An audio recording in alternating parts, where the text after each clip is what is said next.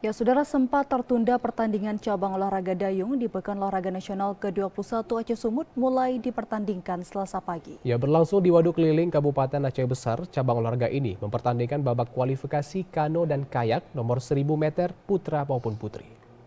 Keterlambatan tibanya perahu menjadi penyebab tertundanya cabang olahraga dayung yang awalnya dijadwalkan mulai Senin 2 September 2024.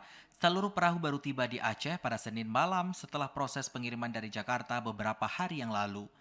Menurut dari Wakil Ketua Umum 2 PB Persatuan Olahraga Dayung Seluruh Indonesia atau PODSI, di hari pertama gelarannya, Selasa pagi, panitia mempertandingkan babak kualifikasi kano dan kayak. Selain putra, dua kategori ini juga mempertandingkan babak kualifikasi kano dan kayak nomor 1000 meter putri.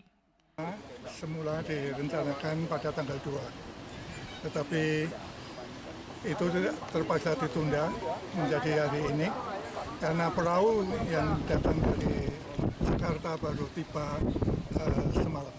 Jadi sehingga mau tidak mau harus kita tunda satu hari.